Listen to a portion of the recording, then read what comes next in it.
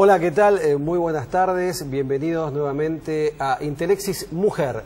Este programa dedicado a la salud y al bienestar femenino, acompañado siempre por mi distinguidísima colega, compañera y amiga, Natalia Marchieghi, color verde en el día de hoy. ¿Nada más?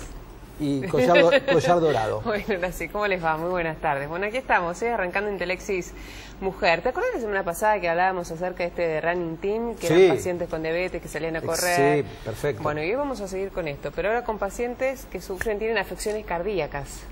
Importantísimo, sí. Importantísimo hablar de los pacientes con problemas cardíacos, porque muchas veces quedan con miedo. Contame. Bueno, porque está haciendo un trabajo muy interesante en la provincia de Buenos Aires, en el Hospital Paroician, en La Matanza. Allí personas con afecciones cardíacas están bailando tango o jugando al fútbol. Son dos nuevas tareas, dos nuevas actividades que incorporaron en el centro de rehabilitación cardíaca de este hospital. O sea que más allá de aquellas actividades que estén haciendo esos pacientes para poder, de rehabilitación, para poder mejorar y demás, para seguir con el tratamiento, un tratamiento prolongado, también se suman estas otras actividades, o sea que aquellos que están temerosos por iniciarse en, no sé si decir deporte, actividades recreativas. Sí, recreativas. ¿No? Deporte. Incluso, sí, por supuesto. Vos sabés que las personas que tienen un evento cardiológico muchas veces quedan con un poco de temor. Y una de las consultas también bastante frecuentes es con respecto a su sexualidad. Muchas veces los pacientes que han tenido un infarto o han tenido algún problema cardiológico, una cirugía, por ejemplo, temen volver a retomar las relaciones sexuales. Y este tema del deporte también no es un tema menor, así que me parece muy buena la iniciativa. Primero la rehabilitación, sumado a la rehabilitación en las demás actividades, porque se dice que solamente un 20% de las personas que tienen algún tipo de bueno, yo digo afección cardíaca, se animan o se van a poder asesorarse y a empezar a realizar estas tareas de rehabilitación. O sea que más allá de la rehabilitación, sumar otro tipo de actividades, porque si están bien asesorados o bajo la custodia médica no pasa nada. Bien, muy buena iniciativa, la felicitamos. Natalia, vamos con los temas de hoy, porque tenemos dos invitados de lujo. Día Mundial de la Hepatitis, 28 de julio, estamos aquí con el doctor Adrián Gadano, que es jefe de patología del Hospital Italiano de Buenos Aires, un trabajador evidentemente en el tema de las hepatitis virales, que nos va a contar todo acerca de estas patologías. Y además está con nosotros la doctora Analía Tablado, que es médica ginecóloga y nos va a contar acerca de un novedoso implante subcutáneo anticonceptivo que dura, ¿sabes cuánto? 3 años. Quiero saber todos ya. ¿Empezamos? Vamos. Pequeña tanda y seguimos, volvemos. Ya venimos.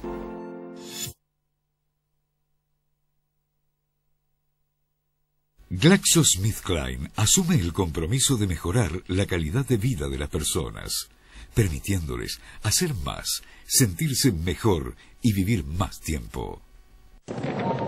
Cuando viajo por el mundo, hay una compañía que me cuida en todo momento. Yo elijo viajar tranquilo. Universal Assistance y Bon Voyage. Movimiento Huesos Fuertes presenta Escalera. Voy. Ya voy. ¡Corte! Estuviste bárbara, Mercedes.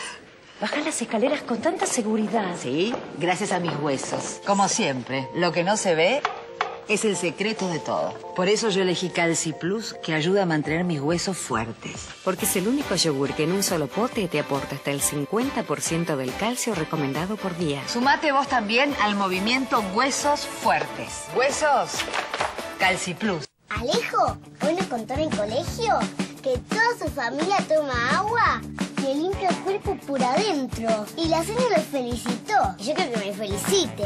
Así que, a tomar más agua. Para tomar y limpiar. Tengo planes para que en casa siempre haya. Así me gusta, cada uno con sus 2 litros. Para tomarlo desde la mañana hasta la noche. Para limpiarte por dentro, sumate a la experiencia Villa del Sur tomando 2 litros por día. Vos y tu familia se van a sentir re bien.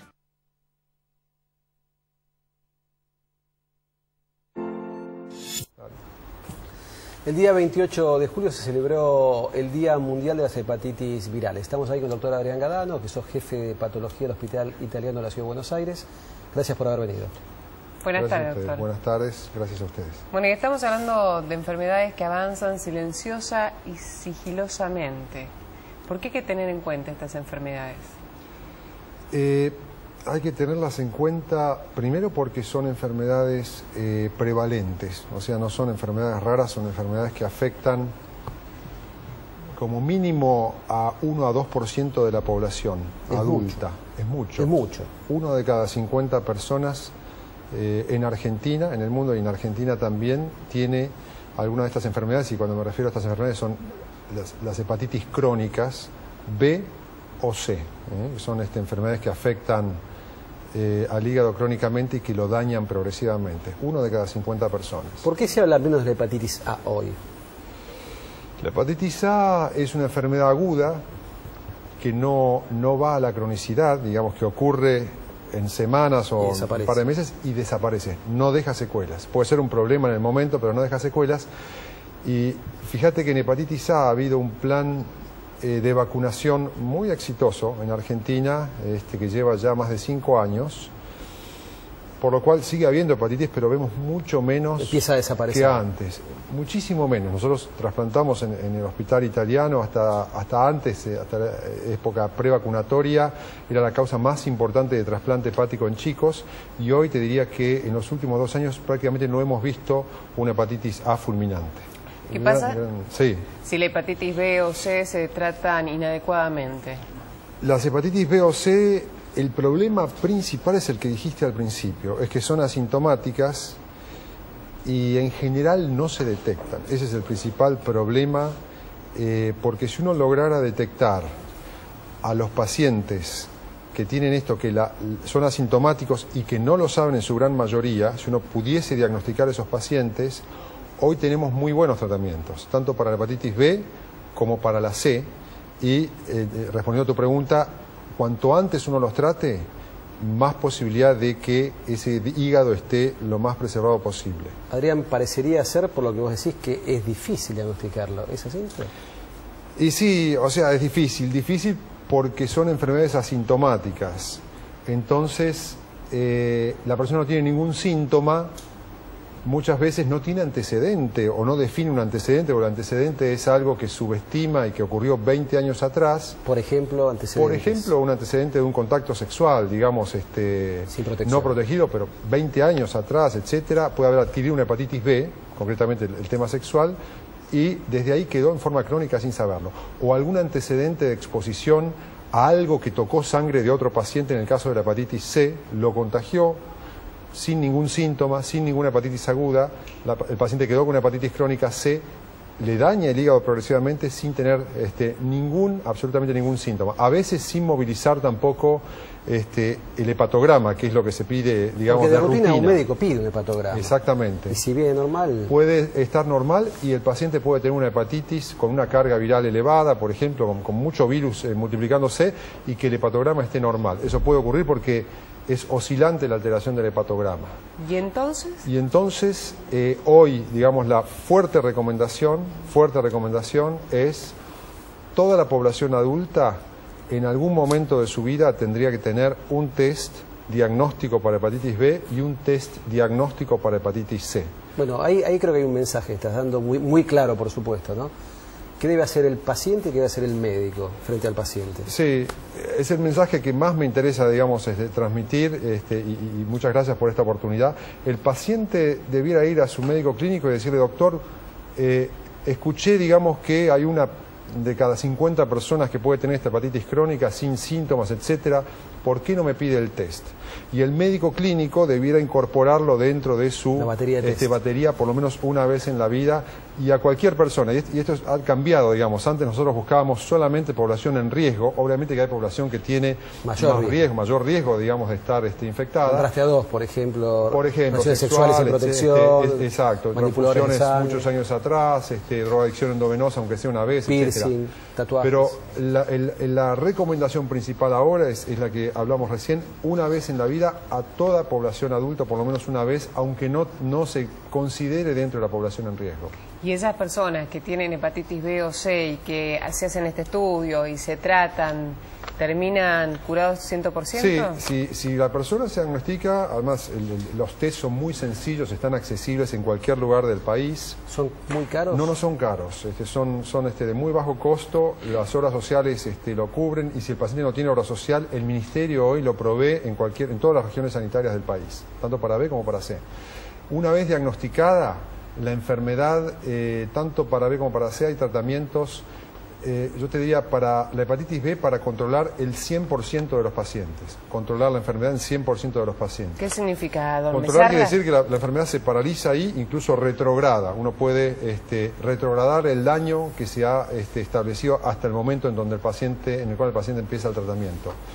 Y para hepatitis C, nosotros 5 o 10 años atrás curábamos un 30-35% de los pacientes, hoy curamos un 75% de los pacientes, o sea, 3 de cada 4 pacientes se puede curar con un tratamiento finito, un tratamiento que en la mayor parte de los pacientes es de 6 meses. ¿Y eso a qué se debe? ¿A nuevas medicaciones? Y eso se debe al desarrollo de nuevos medicamentos en estos últimos años, muy eficaces, cada vez más seguros, de los cuales el primero de ellos aterrizó en Argentina hace un par de semanas atrás, y es el primero de una línea de medicamentos que el segundo se va a lanzar este año, y en los años que vienen vamos a ver una serie de nuevos medicamentos, un poco como lo que pasó en la historia del HIV, en este caso para la hepatitis C, que muy probablemente van a terminar con felizmente, si Dios quiere, con la erradicación de la enfermedad de aquí a 10 a 15 años. Por eso es muy importante que los pacientes puedan diagnosticarse y tratarse. ¿Por qué cree que a lo mejor no se conoce en detalle todos estos datos que usted está mencionando en este momento? ¿Por falta de comunicación, por aprehensión por parte de los pacientes? Sí, es mucho por falta de comunicación. Antes no era tan indispensable en la medida de que había tratamientos de baja eficacia, entonces no era tan importante diagnosticar. Sí lo era igualmente, porque uno podía interrumpir, por ejemplo, la cadena de contagio al diagnosticar a un paciente desde el momento que el paciente recibe el diagnóstico. Pero también son enfermedades muy lentas. A la hepatitis C se la llama el asesino silencioso, que daña a muy largo plazo. Entonces, muchas veces los esfuerzos para educar están puestos en enfermedades de alto impacto en el corto plazo, como lo fue, digamos, a enfermedades, obviamente, gripe A, dengue, bueno, el HIV cuando empezó, que es una enfermedad mortal en el corto plazo. Entonces estas enfermedades socavan lentamente y producen su impacto en 20, 30 años. Pero hoy son la causa principal de trasplante hepático, por ejemplo. Entonces, si uno va a una terapia intensiva, van a encontrar muchos pacientes con complicaciones muy graves ahí, luchando por su vida, esperando en forma urgente un trasplante. ¿Es verdad que es mucho más infectivo el virus de la hepatitis que el del HIV? Sí, el virus de la hepatitis B es mucho más infectivo sexualmente, hasta 100 veces más infectivo, o sea, ante una relación sexual de riesgo, tiene 100 veces más de chances de contagiarse. Es realmente, y estamos viendo ahora, por eso también el tema de la vacunación, etcétera. Hay una vacuna para la hepatitis B, estamos viendo ahora contactos, hepatitis agudas o nuevos diagnósticos en pacientes de 40, 50, 60 años, hombres y mujeres. ¿Quiénes tienen que vacunarse? Debieran vacunarse, bueno, la vacunación existe para A, como dijimos al principio, para B, está en el calendario nacional de vacunación, todos los recién nacidos entran dentro de ese calendario, y para la B, los chicos que no se vacunaron tienen que vacunarse en la preadolescencia, antes de empezar, digamos, su vida sexual. Sí. Y uno dice, ¿y todos los adultos que no se vacunaron, porque no entraron ni en el plan de A ni en el plan de B? Nosotros recomendamos cada vez más la vacunación. La vacunación para B está accesible para todos los adultos, y ahora el Ministerio de Salud compró vacunas, creo que compró 8 millones de dosis para poder llegar a la población adulta que no esté protegida por el calendario nacional, o sea, que tenga más de 20 años. Última pregunta, por sí o por no. Imagínate que te regalo un montón de plata, sos multimillonario y te doy la posibilidad de vacunar con hepatitis B. ¿A quién vacunas? ¿A todos? ¿A algunos? o si me regalas mucha plata, vacuno a todos. Tal vez hay una población pequeña, digamos, que no está en riesgo y esa vacunación puede no vacunarse, pero como recomendación general diría a todo el mundo. Y si me das esa plata, lo primero que hago antes de vacunar es educar para diagnosticar a los pacientes que no estén diagnosticados. Gracias, Adrián, como siempre. Muchas gracias a ustedes. Gracias. Natalia, bueno, no se vayan, enseguida volvemos con el nuevo dispositivo anticonceptivo que dura 3 años.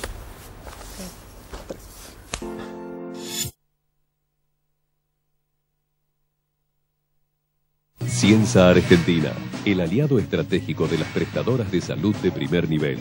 Excelencia en distribución, venta y gerenciamiento de medicamentos para tratamientos oncológicos, HIV, trasplantes y terapias especiales en general. Garantía de trazabilidad farmacéutica con certificación ISO 9001-2000. Ciensa Argentina, la salud es nuestro compromiso. Perdón, disculpen la molestia. Todo bien, ¿no?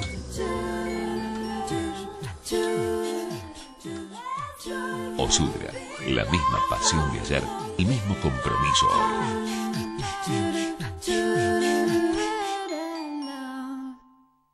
Cuando elegís una compañía de medicina prepaga, estás decidiendo a quién entregarás el cuidado de lo más importante que tiene tu vida. Entonces, pensá en Mapfre Salud. Ser grande es una actitud. Mapfre Salud. Estamos para cuidarte. Yo dejé mi huella. Yo también dejé mi huella. ¿Y yo? Yo también dejé mi huella. Yo también dejé mi huella. Villavicencio y Banco de Bosques, queremos agradecerte a vos y a todos los que hicieron posible proteger 22 millones de metros cuadrados de bosque, impulsando la creación del Parque Nacional La Fidelidad. Todos juntos dejamos huella. Villavicencio, una reserva por más reservas.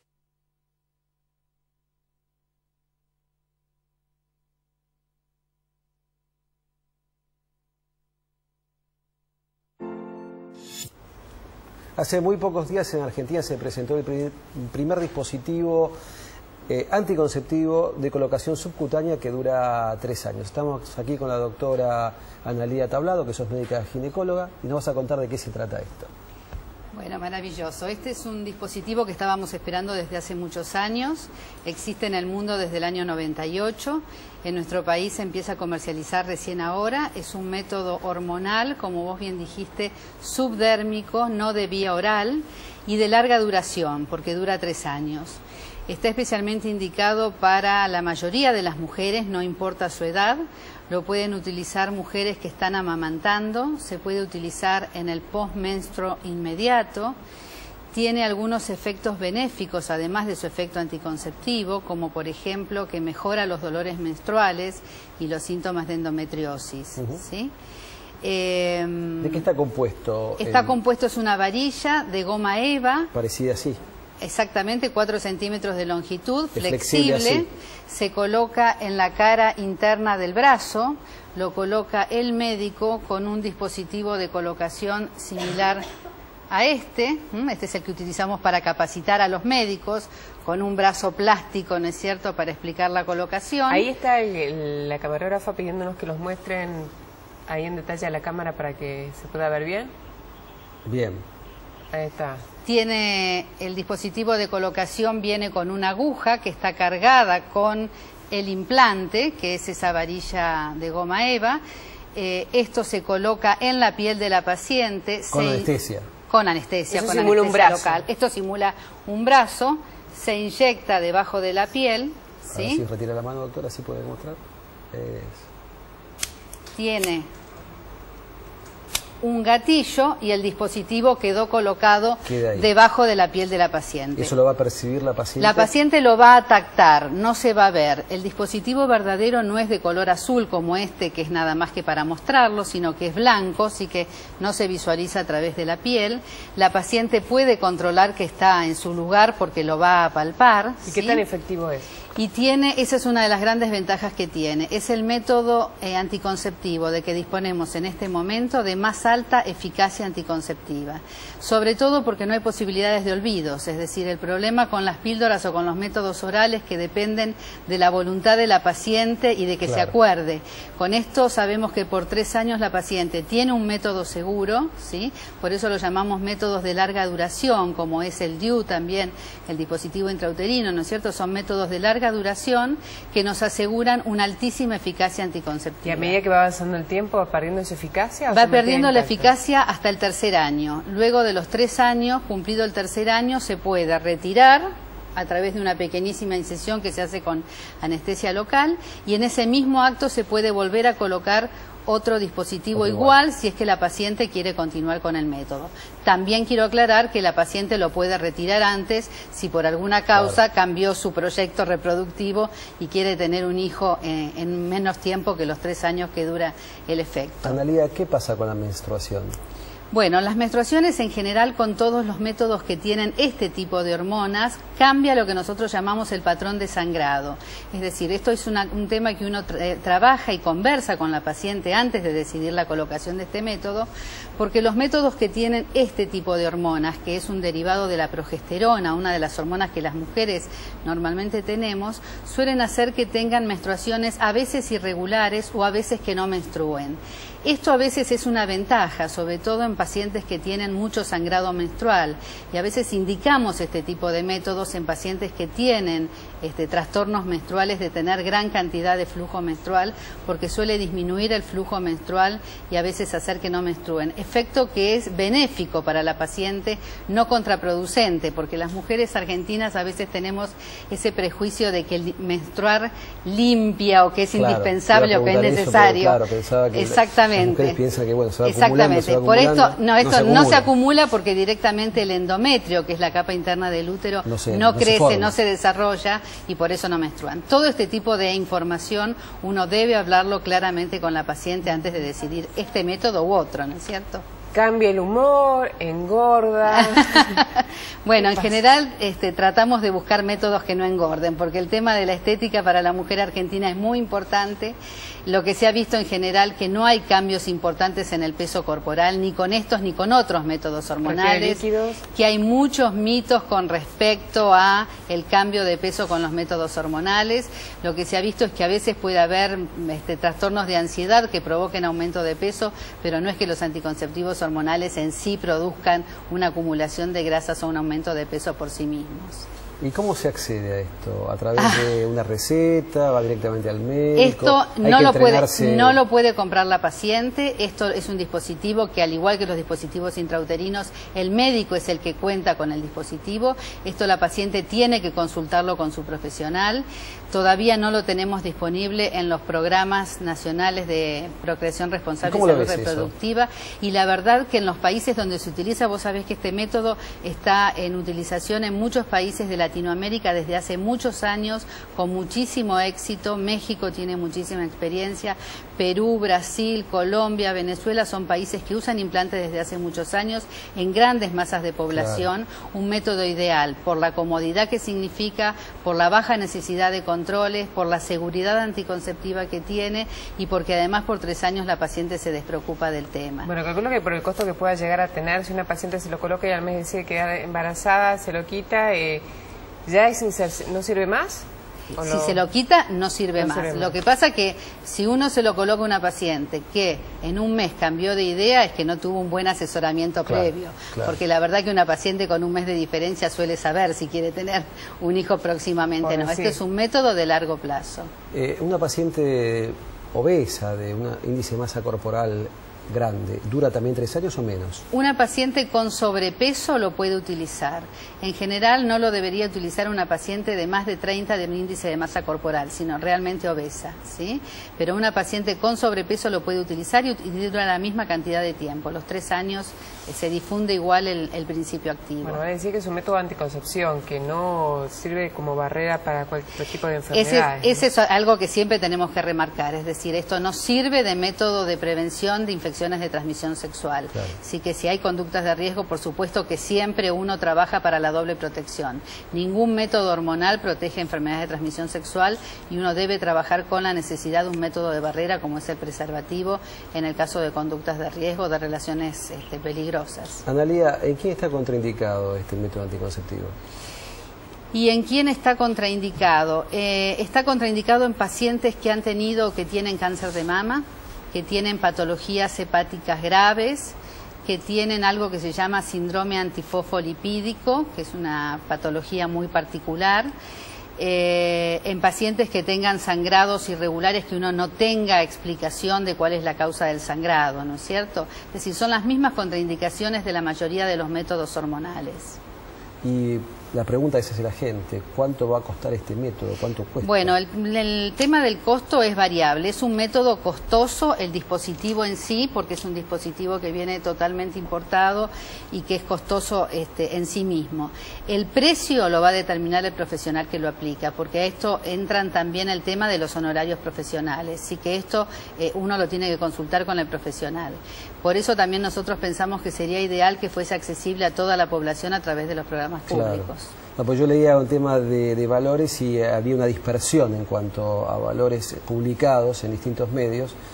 Y la verdad que eso genera una confusión en la gente de que quiera utilizar estos dispositivos, ¿no? Claro, lo tiene que comercializar a través del médico, no lo puede comprar el paciente. Y a esto siempre hay que sumarle el precio de los honorarios, ¿no? Desde Amada, ¿están satisfechos con este Nosotros la verdad que estamos satisfechos porque hace años que lo esperábamos. En el año 2001 el laboratorio hizo una capacitación para los médicos de la cual participé, esperando de que saliese en el 2002. Después vino todo el tema de la crisis económica, el dispositivo no llegó a nuestro país en ese momento, sí que la verdad que es largamente esperado y creemos que es una opción más interesante para nuestras mujeres. Buenísimo, bueno, te agradecemos muchísimo la presencia acá de Interexis. ¿Qué te pareció, Natalia? Esto es novedoso, ¿no? Increíble, hacemos la parte práctica ahora, me lo colocan y ya está. No. ¿Te anotás como voluntaria? Ya, totalmente. No, la verdad es que lo decía en la radio la vez pasada con el Toto Biasda, y se lo dije fuera de aire y me dice, pero para mí es una noticia de tapa de diario, Guillermo. Si tiene el apoyo del laboratorio. Y lo anuncié en Radio Mitre y la verdad que, bueno, al otro día, por supuesto,